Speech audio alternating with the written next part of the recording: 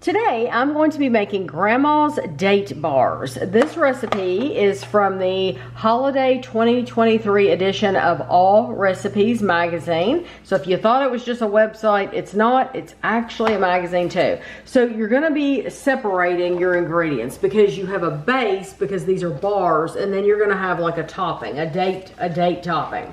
So for your base, you're going to need 1.5 cups of rolled oats, which I've used the Quaker Quick Oats. You need 1.5 cups of flour, 1 cup of packed brown sugar, 3/4 teaspoon of baking soda, a 1/4 teaspoon of salt, and 3/4 cups butter softened. That's for your bar base. And then for the topping, you're going to need 12 ounces of pitted dates chopped. We could not find any chopped dates, so we bought 2 8-ounce bags of the Great Value, and Kevin chopped them. We measured it out, so this is 12 ounces total, but we had to chop them ourselves. And then you need 1 cup of water. You need a 1/3 cup of brown sugar, and then you need 2 teaspoons of lemon juice. So we have our oven preheated to 350, and then we have a 9-inch square pan, and I have parchment paper. You don't have to use parchment paper, but I have parchment paper in mine so that it won't stick. So the first thing we're going to do is we're going to take our dry ingredients over here, just the dry stuff, and we're going to mix it together. But then once we have mixed these dry ingredients together, then we're going to add our softened butter.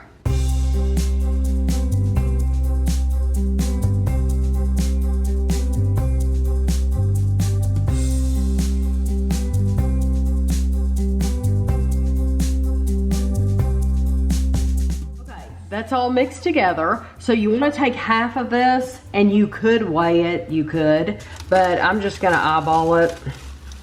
And you need half of it. And we're gonna put half of it in the bottom of the pan, and we're gonna mash it down because this is gonna be our base.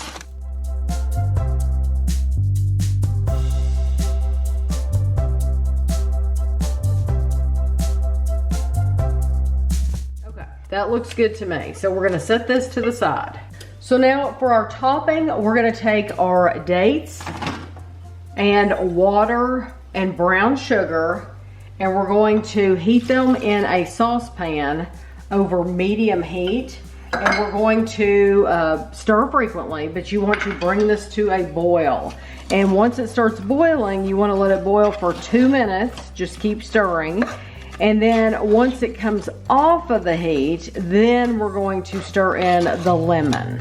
So our dates have thickened. This is how they look after they boil for 2 minutes. We're going to move them off the heat, and we're going to stir in the lemon. So you want to take this mixture and pour it over our base, and we're going to spread it out.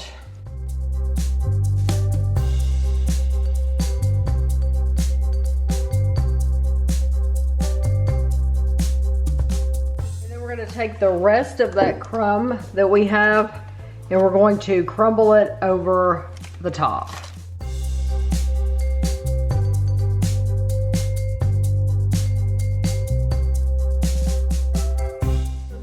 Put this in the oven, our 350-degree oven, for 20 to 25 minutes until they're lightly brown. The time said to bake this for 20 to 25 minutes. I ended up baking it for 24 minutes. I set my timer at 22, and it didn't look as brown as I would have liked for it to, so I left it in for 2 more minutes, so a total of 24 minutes.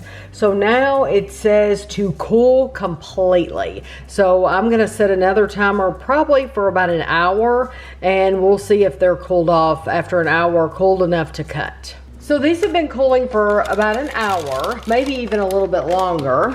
So this is what I like about parchment paper.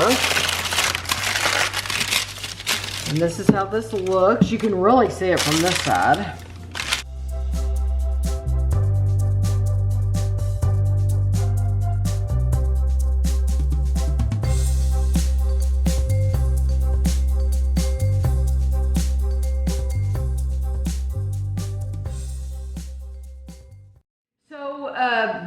it says hands-on 25 minutes, total time 50 minutes. Of course, that does not include the cooling time at all. And then it says it makes 12. It says these date squares are my grandmother's recipe and my whole family loves them. This is from Michelle Young, and it does not give a state, which I like it when they give a state. I think that's cool to know. But anyway, they were very easy to make, and I'm gonna pick it up because it's a bar. So the crumble does not stick very well. It's like it needed more moisture in it, and you know, we did whatever they said to do.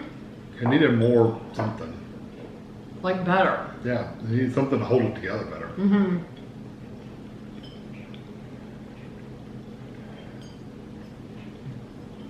Yeah, it is very crumbly, but honestly, the base is stuck really well. I think it's delicious. Yeah, it's not bad. Well, the topping, you just basically pour it on top of it and just kind of spread it out. Maybe if you compressed it in like little circles and laid them on top, maybe. I don't know. I think this is so delicious, so sweet. The dates, the way Kevin chopped them was fine. They well, you're cooking them, so they're all going to soften up anyway. Yes, it softened, and so looking at it visually, it looked like, oh, these are still maybe too big of pieces, but you don't get that at all in the chew or anything when you're eating them. It's not too big. It's sweet and it's delicious. I love these, and it's so simple. Yeah, it wasn't hard to do at all. The only thing that I would say is in this recipe that Michelle wrote, she put everything together. She put all the ingredients together, and even the brown sugar.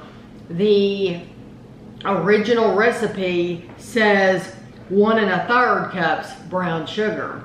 Well, you don't realize until you read through the recipe that 1 cup is for the base, and the third is for the date mixture.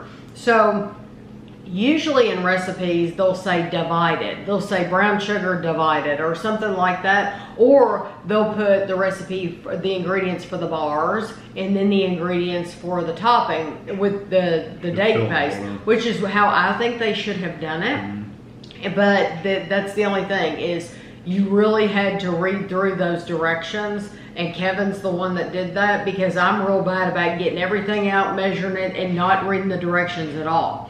That's just always how I've done. If it said divided next to it, you would know, okay, I need to look in the direction and see how it's split up.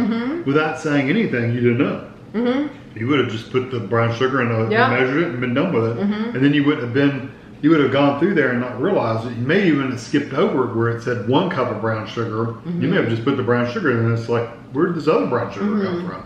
So yeah, it's just weird. It's really good though. I like them. I think these are a 5 out of 5. Very sweet. Yes, I love these. 5 out of 5 bars. I think they're wonderful. I wouldn't change anything. I wouldn't add any extra ingredients. Wouldn't take anything out. No, I would make them exactly the same. The only thing bad about it is the top is very crumbly. Not that it's necessarily bad. It's just very crumbly. So it'd be nice if there's just a little bit more butter in there. But I don't know how you could do that without having a whole other. I don't know. Maybe you get too much, too greasy. I don't know. But I'm completely happy with these. Yeah, so, they're really good. It's just crumbly. Yeah. So I hope you enjoyed the video, and I'll have some pictures for you at the end. And thanks for watching.